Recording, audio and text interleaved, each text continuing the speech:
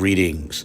I wanted to make one more quick video to clarify a few things. First, I want to show how much emphasis Pastor Majors put on Professor Bunis' purported confirmation during that Boom Church panel discussion back on November 22nd.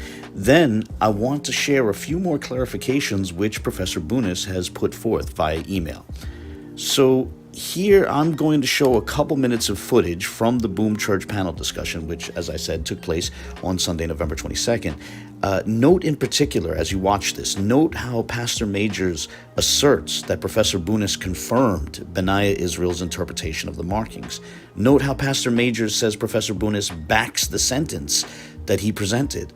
Note how he insinuates that it is this scholar who enables him to say what is on the pew. And note the way he treats this as practically a mic drop of a moment. Here you go. But he actually confirmed that what you're saying and how you translated it was actually correct in how you translated it. So not only did it confirm what it sees, what it says here in, take or grasp the way of the Lord or God, he confirms the way you laid it out. And so we go to the next slide here. And so this is another aspect of it, because we had it tilted from, in landscape, but now this is vertical, the actual picture of it. So it kind of gives you more of a understanding of it. But so after all of that in the package sent to him, not only did you bring out, but he also it showed there was some other aspects within the pews that we didn't know. And it says here, thanks for the new look. Thanks for the new look at the characters. Looking at it, that says, it seems to me that you could also see Yisrael in the characters or in the pews. So not only does it says, take a grasp of God, but it says, take a grasp of Yah or God, Israel, with a bass voice, as you put it, or with a loud voice, meaning praise him loudly. That's what this means. So Abu asked, can we find a coherent sentence?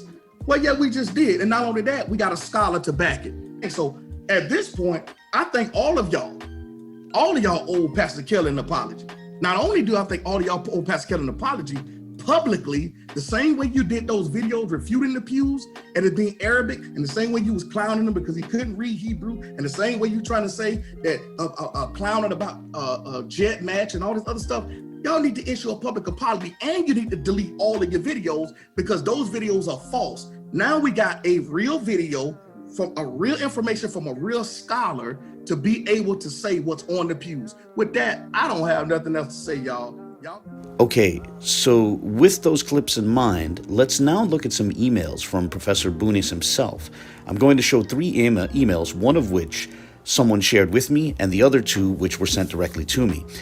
The first email is actually one which Professor Bunis sent to Pastor Majors, and he sent it to him a week ago.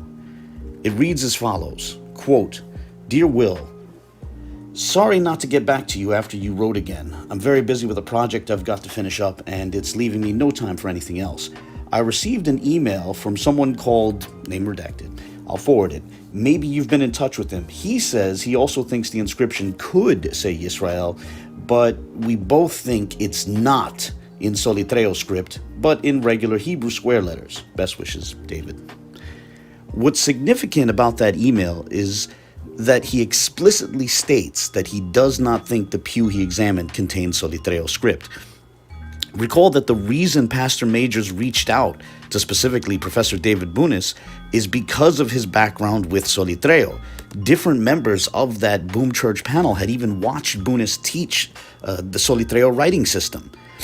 So I really want to ask, can we agree that it would have been preferable that Pastor Majors also had shared that Bunis had told him explicitly that he did not consider the markings to constitute Solitreo script?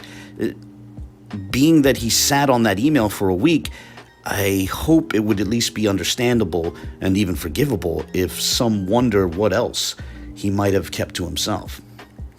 But that aside, moving on, this is the second email which was that I'm going to show. And this particular email was sent to someone else, but Professor Bunis copied both me and Pastor Majors. And this email reads as follows. Thanks for your email. Quote, thanks for your email. When I expressed a few hesitant words about what was written on the church pew, I had no idea it would help cause such a furor locally and maybe beyond. When I first saw the inscription, I thought it might be Arabic script. Then, after seeing some interpretations by others, it seemed to me that one might be able to read the Hebrew word Yisrael, that is, Israel, in it. I am far from sure about this, nor do I think that what seems to be some kind of inscription on the pew is in Solitreo script, or is necessarily in Hebrew at all. Judging from the reactions I've been receiving, my words were rather misrepresented on William Brown's program. Only part of our email correspondence was presented, and even that seems to have been partly misinterpreted. Peace to all from Jerusalem, cordially David Bunis, end quote. In this second email, Professor Bunis again makes clear that he does not think Solitreo script appeared on that pew.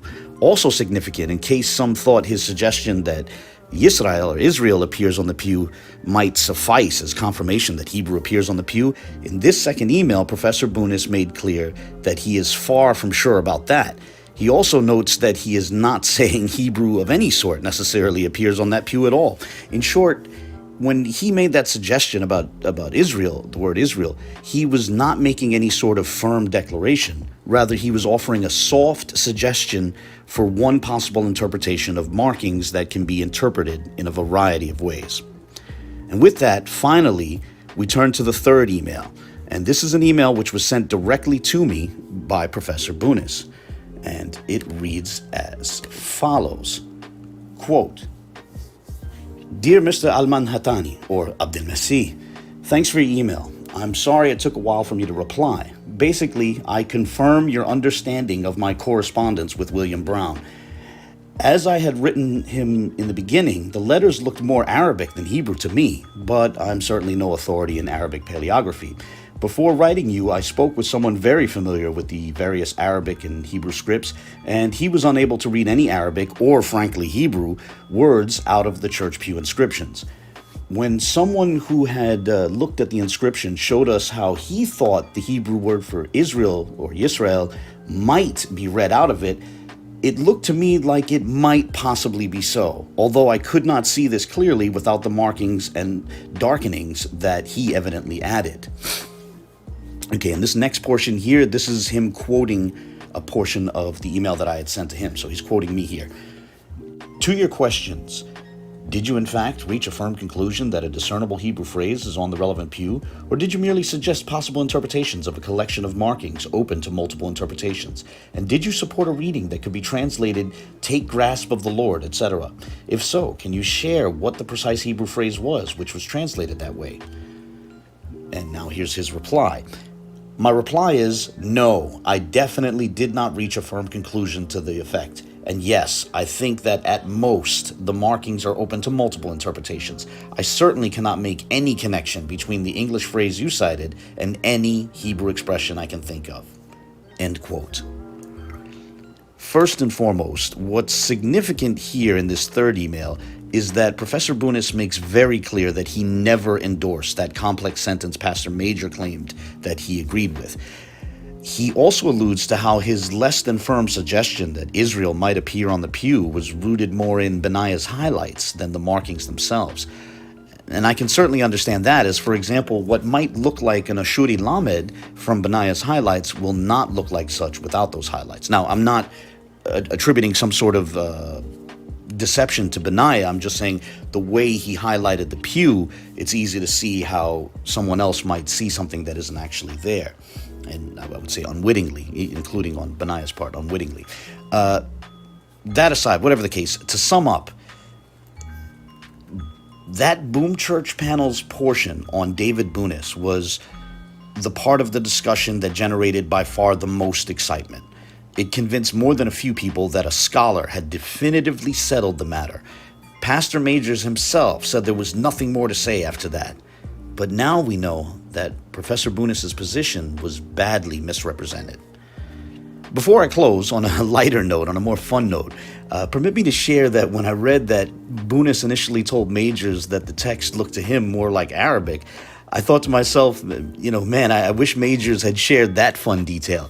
Whatever the case, on the topic of Arabic, I'm guessing that some might find interesting that last email, including a portion which made mention of a person quite familiar with Arabic not seeing any Arabic on the relevant pew. Although, to be fair, it says the same person didn't see any Hebrew either. Nonetheless, that's worth mentioning because it's my understanding that both Pastor Majors and Pastor Kelly Richardson intend to release a video soon, perhaps as early as this weekend, seeking to refute the claim that Arabic appears on the pews. While I'm not yet sure if they intend to attribute that position to me or just to the staff of the church down there in Savannah, if they try to present that as my position, they'll be attacking a straw man. Both of them have made clear that they saw my appearance on Berean TV back on November 15th, which was the previous Sunday, 1 week before that Boom Church panel discussion. And so as they both watched my appearance on Berean TV, it seems worthwhile to close this out with a few clips of me on that show repeatedly clarifying that I was not actually arguing for Arabic appearing on the pews. Rather, I was offering a hypothetical case as part of a thought experiment to show what an attempt to argue for language in the pews should look like. Remember that at the time of that discussion, to my knowledge, no one had made a public case for Hebrew on the pews, and I mean by actually getting into the markings themselves. Benaiah was the first to do so. Benaiah Israel was the first to do so shortly thereafter, but as up to the point of that discussion on Berean TV, I didn't know of anyone who had made a public attempt. And by the way, let me say again that that's why I appreciate Benaiah's efforts so much, even if I don't agree with his conclusions. So I'll close here and I'll just say that I really look forward to the comments of others. And then I'll just simply let the relevant clips close out the show. God bless. So as a bit of a thought experiment, let's see what this approach might look like if one were attempting to demonstrate that Arabic was present in the markings on those pews. Now, as a disclaimer, I'm not actually endorsing the claim that Arabic appears in these pews, but nonetheless, let's just go through an example, a thought experiment, as I said. It's definitely Arabic. Sean brought out a good point. Now, because people could be confused with what you said with the Arabic, is it definitely Arabic, or you were trying to put a hypothetical out there? Yes, precisely. The latter. It was a hypothetical case for Arabic. I do not believe there are any. I do not believe there's any discernible language in the pews. Of course, I'm willing to be corrected. But what I was showing is that if people want to say there's a language in the pews, I was showing how a person should go about attempting to prove that. They should get into the markings on the pews, and that's what I did. And what I'll say is, while my case for Arabic was purely hypothetical, Rodney Frederick says, what evidence leads him to believe this is Arabic on the benches? I don't believe it's actually Arabic, but what I was showing is that there's a better case for Arabic than there is for Hebrew if there is a case, if there's a language on there. It was, again, a thought experiment. It was to show what proper methodology should be. Do you want me to read Oshaya's comment? Yeah, keep going, yes. I put them up. So what language does the guest, Abu, in his naive experience, think the writing on the pews? I don't think I hear the answer. Correct me if I'm wrong. My answer is I do not believe there is any discernible language on those pews, but my case for Arabic, which was a hypothetical case, it was to show how people should argue for language on the pews. If you're going to claim there's language on the pews, get into the actual markings and start showing discernible language, the distinguishing features of discernible language. That's what I did, and I did it in just a few minutes. And, I feel that no one has done that for Hebrew. No one has actually made a case for Hebrew, which involves actually looking at the markings on the pews.